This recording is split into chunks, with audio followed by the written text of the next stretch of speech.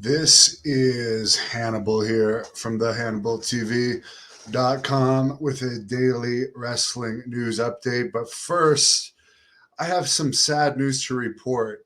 It was confirmed today that Jenny Santana actually tore the Blood Hunter's right pec in the Blood Hunter versus Scorpio match last week at PCW Ultra, which, by the way, the Blood Hunter won, but not without taking some pain for sure. And that match, as well as the whole PCW Ultra card, will be on this channel coming up in the next few weeks. So I'm looking forward to that. And the Blood Hunter's tough. I'm sure that's not going to stop him.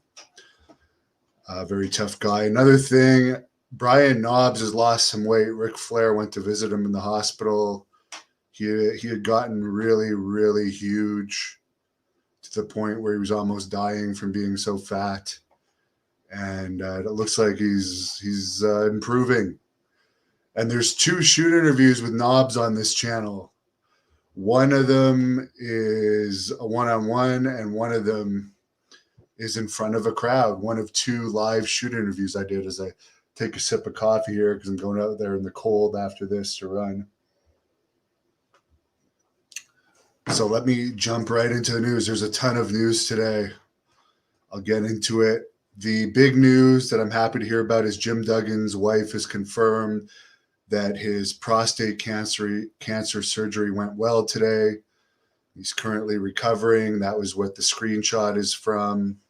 He did go through another emergency surgery October 20th, and this was the second one he had. He had previously battled and overcame kidney cancer back in the 90s when he was with WCW.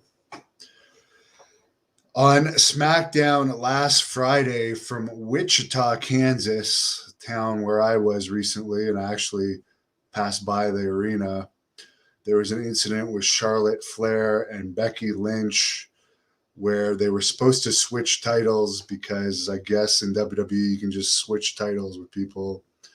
And I guess Flair was supposed to pass her title to Lynch, who was supposed to hold up 2 titles, even though she's a heel, which who knows. But instead, Flair threw the one title on the ground. And then when she picked it up, she gave it to Sonya Deville, who was, I guess, being the interviewer.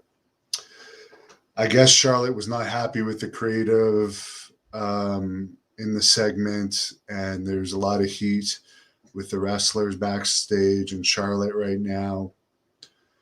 And apparently there was an issue with her and God, I forget her name now, the big fat one, a couple weeks ago, where they had a little pushing and shoving match in the ring. But yeah, there's a lot of heat. And I guess after this incident with Flair and Becky Lynch, Andrade posted "FU WWE" on Twitter. So it's obvious that Andrade wants his fiance in AEW. Apparently, she's got about a year left on her contract, and she's making in the millions. And this is kind of funny. WWE is getting like $1 billion for a 5-year deal with Peacock. And apparently, for the third quarter, Peacock lost $520 million.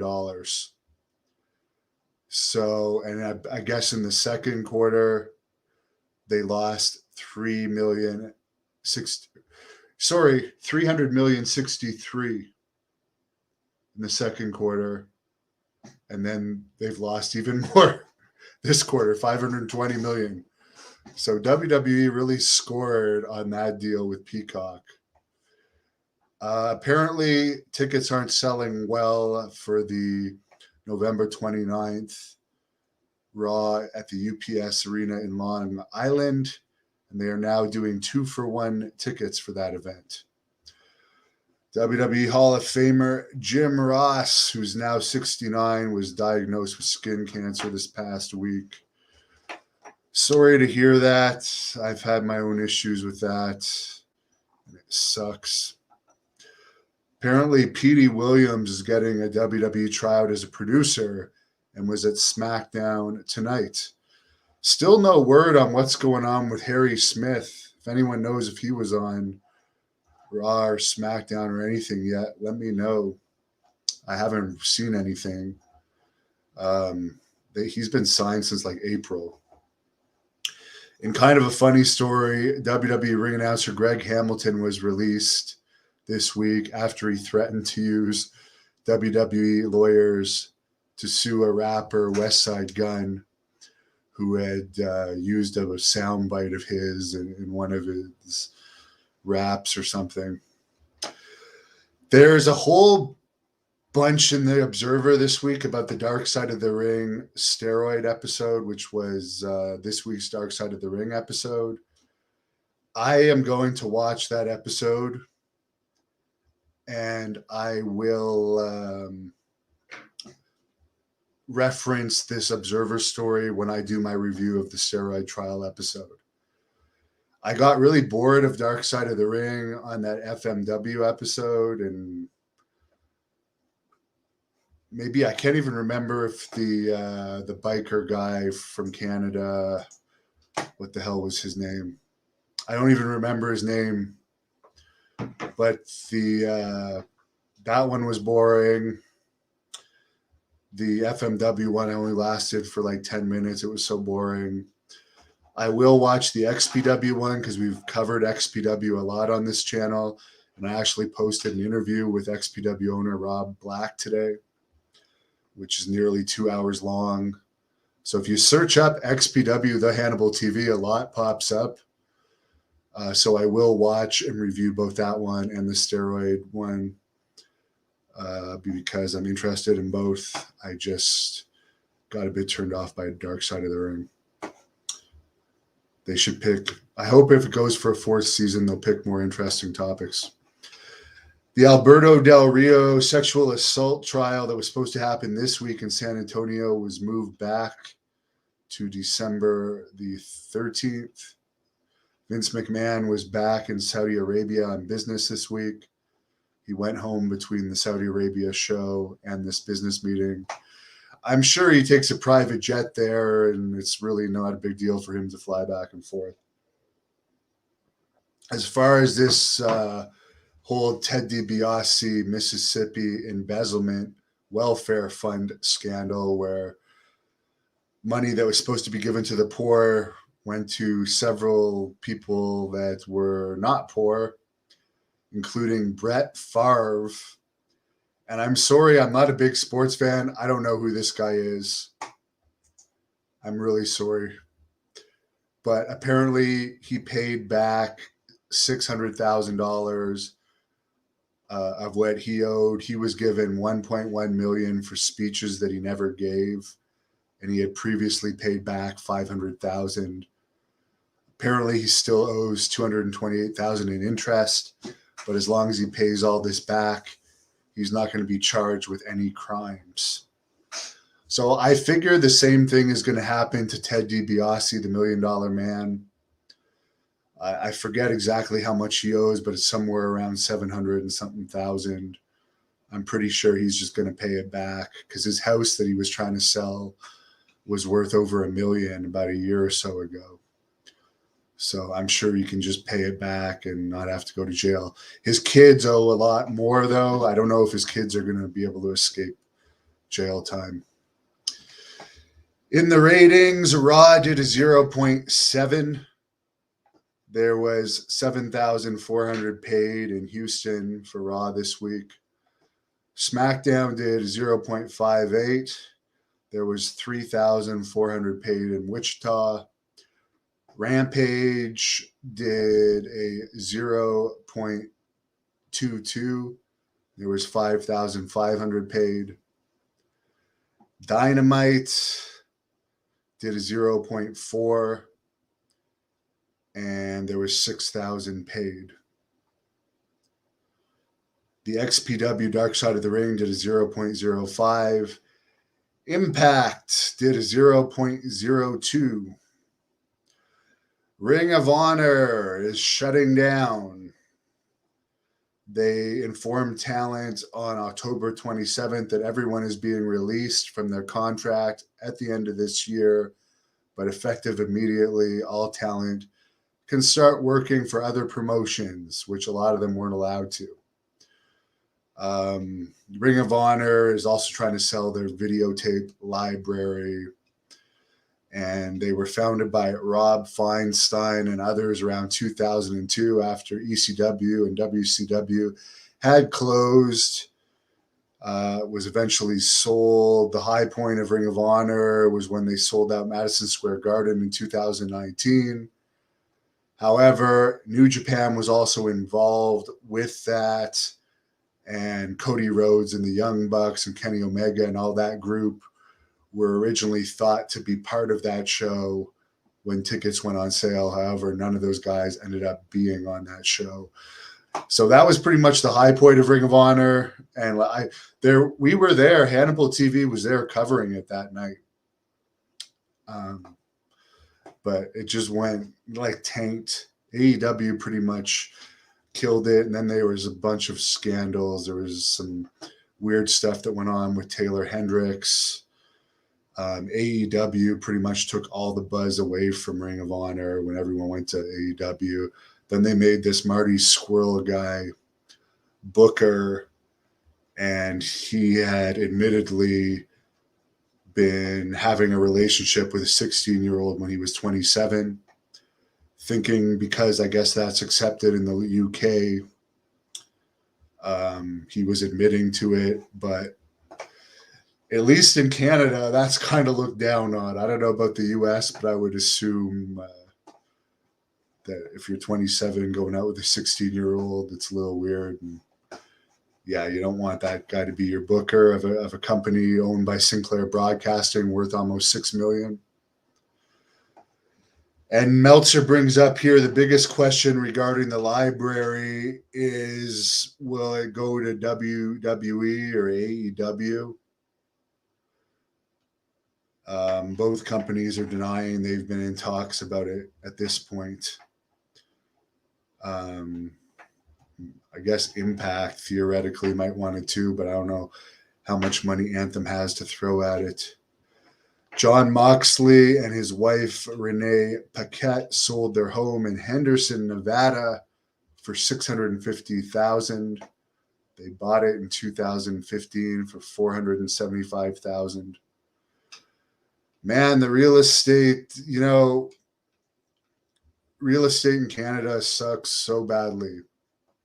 I saw the pictures of this house, and like you can't get hardly anything here. You can pretty much in my town, Ottawa, Canada, you can get like a townhouse for $450,000 and have to deal with the winter. So I was amazed to see that that their house sold for $650,000. And I'm sorry. Maybe I can take a picture of it. I'm on the site now. Hold on. Sorry. I'll take a screenshot of it and put it up because it's not letting me save the picture. I will crop it so you can't see all the porn sites I have open, because this is why I never show the bottom half of me, because I'm very rarely wearing pants in these interviews. But okay. It's cropped. This is the house. And again, in Canada, something like this would be worth like $1,500,000. But it's only worth $650,000, which I thought was man, I wish I could live in the US, because the housing prices here are ridiculous. All right, back to the news. Impact had its biggest show of the year, Bound for Glory, and only drew 900, including comps. By the way, PCW Ultra sold out with over 1,000. So PCW Ultra is more popular than Impact without even having a TV show. So that's pretty cool. And just to show you how stupid Impact is, like and how meaningless they're. As far as I'm concerned, I'm sorry, but Tessa Blanchard is still the undefeated Impact champion. Tessa Blanchard, in my opinion, is still the champion. You cannot change my mind on that. She destroyed everybody in that company. But here's what they did. Christian, I guess, had been the champion. He won it from Omega because they were going on a streak of having AEW guys as Impact champion to try and boost it. But as we saw, 0.02 rating. Nobody cares, and Kenny Omega wasn't budging ratings either. But they had, what's this guy's name? Let me just look it up. Josh Alexander beat Christian to become the Impact champion. Keep in mind, Christian just won this title, okay? And then like seconds later, Moose came in and beat Josh Alexander. And people wonder why titles mean nothing and why that company is shit. And for their WrestleMania, even though they're on TV everywhere, their WrestleMania type event, they can only draw 900, including comps. For all the stars that company has. You do title changes so often, your title is worthless. And you let a female become the men's champion and she went undefeated. You should have paid her whatever it took to have someone at least beat her. But I gave up on that company back around 2010. I'm shocked that they're still scraping along, but I guess Anthem just uses them for content. But it's amazing. They are like cockroaches. They remain in business somehow. Jimmy Rave, who was in Impact Wrestling from 2003 to 2007 to 2009, and he was in Ring of Honor from 2003 to 2007, has lost both of his legs and one of his arms due to strange infection. I'm not that familiar with him, but I'm really sorry to hear that. Johnny Fairplay knew him, and in my interview with Johnny Fairplay this week, which I suggest people watch, I really enjoyed it. He had worked with Jimmy Rave. MLW has been releasing a lot of wrestlers lately. So they're using the excuse they want to cut down the amount of people that they use for TV tapings, I guess budget cuts. I'm sorry, someone can correct me on this, but does MLW actually have a regular TV show that airs on a TV channel every week, or is it just specials? Because I know there was the special on Vice that did a 0.01 rating or something a few weeks ago. But I don't know if they have a regular show. And I'm not hating on it. I like Alex Hammerstone. I like Jacob Fatu. He's a great wrestler, future star. Both of those guys are future stars. Joseph Samael. I'm not really that familiar with what's going on, but there are some people I really like. Those are three wrestlers that I would rate as three of the best in the industry in MLW. So hopefully, I never heard of any of these guys they released. That's why I'm not even going to mention their names. But hopefully they're just trimming the fat off their roster. In UFC news, Nate Diaz has one fight left on his contract that UFC is trying to put together. 45 years old, Fedor Emelianenko won his final fight in Moscow, Russia, defeating Timothy Johnson via knockout at 146 of round one. And Josh Barnett and Jake Hager, Jack Swagger, both wanted that fight, but they ended up giving it to this guy. And even Meltzer writes that it was a disappointing opponent since many people had hoped for Josh Barnett or a bigger name. And for the people that say wrestling's ratings are low because it's quote unquote not real, trust me, the pain is real.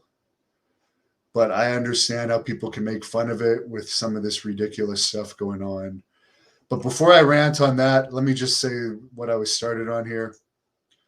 The PFL, for their $1 million fight night, their big show that they've been building to, only did a 0.05 rating. That is less. That's terrible. That's less than any wrestling show, way less than even Impact drew. So as far as television, wrestling still beats MMA. If it's a big fight, MMA will win. But as far as why people think wrestling's fake, there's way too much gymnastics and acrobatics and leg slapping.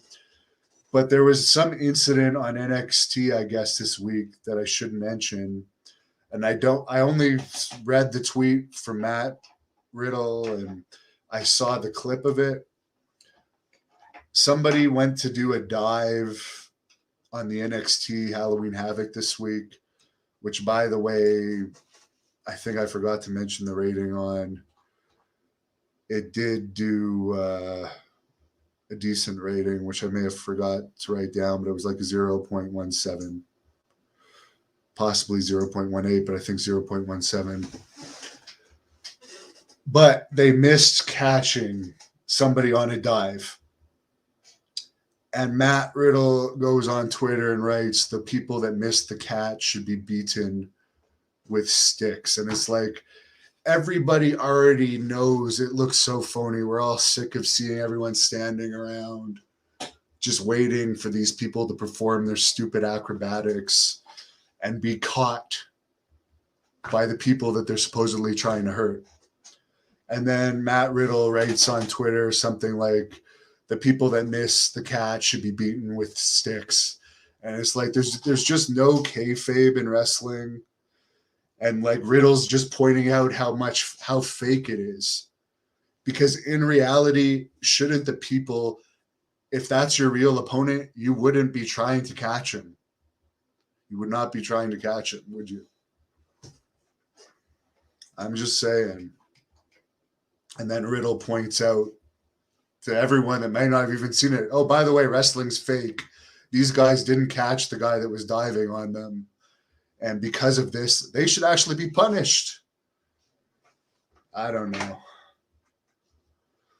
I'll get into some of your questions. How are the ratings for bare knuckle fighting? I don't know. I don't know if it's on TV. If it is, they're abysmal enough that they're not reported. Sorry, I'll drink some more of my coffee. I'm going to go out and run after. By the way, I'm wearing my The Hannibal TV shirt that you can get at our merchandise site in the description, or go to thehannibaltv.com. Good riddance to Ring of Honor. They sucked. And they kept that Delirious guy as booker for practically the whole time. Like, get rid of a stale booker. When no one's watching your product and it loses all momentum, get rid of the booker. I'm sorry. The product sucked. And I really wish Impact would disappear. Frankie thinks they are saving Smith for RR. I don't know what the hell that is. Gabe says that Ring of Honor tickets and merch were overpriced. JJ likes the MLW belt. Speaking of the UK, the Blood Hunter is going to the UK. For anyone that doesn't know, on February the 19th in Gloucestershire for World Pro Wrestling. His first time wrestling in the UK. And for anyone that doesn't know, Jacob Fatu has been added to Christmas Star Wars, December 11th in Irving, Texas, along with Mick Foley, Von Erich Boys, Carlito, and a lot more, including Texas champion, the Blood Hunter, Eric Embry, Blaze, and the Taskmaster himself, Kevin Sullivan. What the hell else is there? Sorry. I've been up a long time today. What do I think about Walter versus Cesaro main eventing the UK tour? I like Walter. I was in Deep South Wrestling when Cesaro had his tryout back in 2006. Who cares about the library? Well, it's got what? Samoa Joe, didn't AJ Styles wrestle a bit in Ring of Honor? It's got the Young Bucks, it's got Cody Rhodes, Kevin Owens, because I know there was an incident where Kevin Owens backed down from a fight from CM Punk backstage in Ring of Honor, so he must be in there. So there is footage of stars that could be used in like documentaries and stuff. Bryan Danielson was in Ring of Honor. Crazy Clown bringing good vibes. Alan Kesselman says Moxley had a bad realtor. Pulsar Light says Flair never wears pants either. The difference between Flair and I is I don't do the helicopter trick. I, in fact, never heard of it. Is anyone going to PCW Ultra in January? Well, you said right that Stan the Lariat Hansen is going to be there. It's going to be their big anniversary show in February. There we go. You're correct. Stan Hansen is going to be there. I know Kevin Sullivan's going to be there. I know the Blood Hunter is going to be there. There's rumors that Blaze is going to be there because pretty sure that she goes pretty much everywhere with the Blood Hunter now. Somebody just tipped me $9.99. Thank you. Let me find your question. There's no Brad Reagan shoot interview anywhere. Well, someone put me in contact with him. I would love to interview him. By the way, since so many people complained that the Rick Bassman podcast interview with JBL didn't ask the questions that a lot of you guys wanted to hear, I asked Rick, I said, could you talk to JBL and see if he would do an interview with me? And he talked to JBL, and JBL said he was actually a fan of my channel. And he said that in about 5 or 6 weeks, he would be willing to do an interview with me. So that's pretty cool. Looking forward to that. And I would like to do one with David Arquette, actually. I'd like to get him too. There is Blood Hunter merchandise on the Hannibal TV merchandise page. Am I smoking tonight? Well, I haven't ran yet, and I don't smoke before I run. Harvey says the TNA library has Scott Steiner Hall in Nash. Well, the TNA, honestly, Impact does great on YouTube. Impact has all the Hogan stuff, and they've had their YouTube channel since like the beginning of YouTube. They have something like 4 million subscribers. They make a lot of money from YouTube, but it's not necessarily from their current product. It's from all the past stuff. But let me see what the YouTube numbers are right now. For the month of October is not over yet. But let me see this as I chat with you guys. But yeah, Greg Gagne has been talking to me a lot lately. And yeah, the YouTube numbers are looking good for this month for the Hannibal TV. I won't reveal them till the official month is over yet, though. But yeah, maybe I could ask Greg about Brad if they're still in contact, because I think they both live in Minnesota. Gordo says he would like JBL to clothesline these modern midget jobbers. Mike S. looking forward to that. Brian, Billy Corgan's NWA, I don't know, man.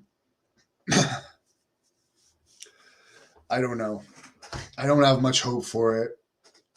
As much as I have nothing against Murdoch personally, it's like, why didn't you put the champion? Nick Aldis was so stale as the champion. His last match that anyone remembers was his match with Cody Rhodes that was like years ago. His last title defense.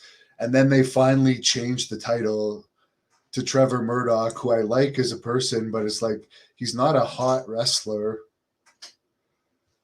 And it's like, wouldn't you put the title on someone that's actually going to make the company more popular? I don't like Braun Strowman personally, but put the friggin' title on him. That'll elevate your brand. I don't know. Hello to Herb Simmons. He's got a big show this weekend featuring Haku tonight. So Southern Illinois Championship Wrestling tonight. Haku is going to be there. The Rock and Roll Express, Demolition, so many. So we'll end it at that. Go to Herb Simmons' Southern Illinois Championship Wrestling show tonight, as in Saturday night. And I hope everyone has a great weekend. I'm going to hit the road. Thank you for watching the Hannibal TV. Please like this video if you enjoyed it and click the subscribe button to not miss any of our latest shoot interviews, match videos, or news updates. Support us on patreon.com for $1.99 a month to watch our full